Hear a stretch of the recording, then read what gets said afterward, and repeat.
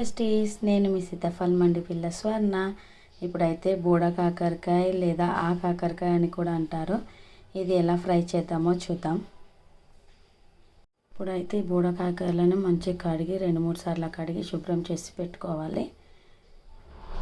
ఇవన్నింటినీ ఒక గిన్నెలో వేసేసుకొని ఇందులో కాస్త పసుపు, కాస్త ఉప్పు, కొంచెం వేడి నీళ్ళు వేసేసుకోవాలి.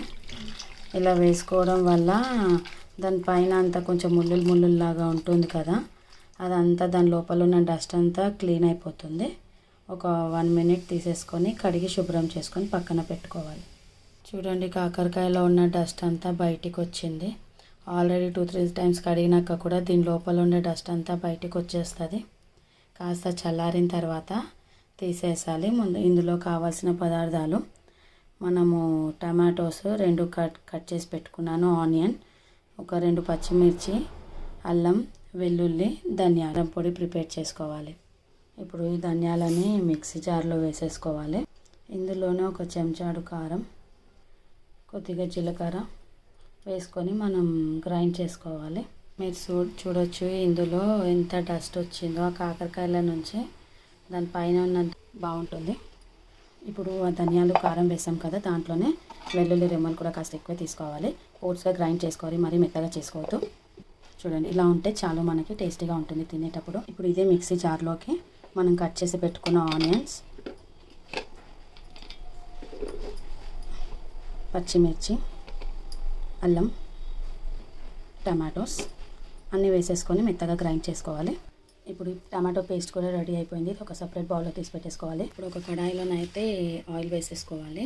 మనకు ఈ శుభ్రం చేసి పెట్టుకున్న కాకరకాయలని డీప్ ఫ్రై చేసుకోవాలి. ఎందుకంటే ఈ కాకరకాయలు ఫ్రై అవ్వడానికి చాలా టైం పడుతుంది.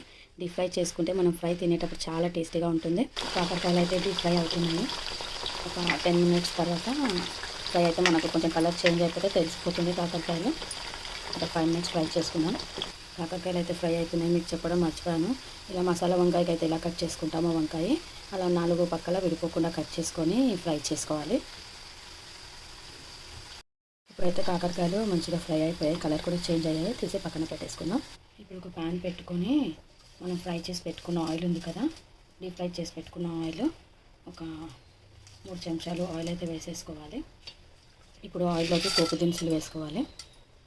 దాంట్లోనే కరివేపాకు వేసేసుకోవాలి.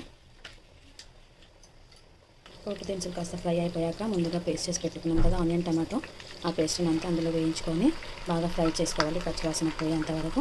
ఆయిల్ కొంచెం పైకి తేలాక ఇప్పుడు టమాటోలోనే కాస్త పసుపు వేసుకోవాలి, 1/2 టేబుల్ స్పూన్. ఇప్పుడు ఇందులోనే రుచికి సరిపడా సాల్ట్ కూడా వేసుకోవాలి. ఇప్పుడు ఆయిల్ అయితే పైకి వచ్చేసింది కదా, ఇప్పుడు అందులోనే మనం వెల్లుల్లి కారం చేసి పెట్టుకున్నాం కదా, అదైతే అంశం అందులో వేసేసి కలుపుకోవాలి. ఇప్పుడైతే 2 నిమిషాలు అయిపోయింది. మనం వేసిన ఫ్రై అయితే మంచి స్మెల్ వస్తుంది. దీంట్లోనే మనం ఫ్రై చేసి పెట్టుకున్న కాకరకాయలను వేసేసుకోవాలి. ఇప్పుడైతే మంచిగా కలుపుకునేసాను. ఒక 5 మినిట్స్ తర్వాత స్టవ్ ఆఫ్ చేసేసుకోవాలి.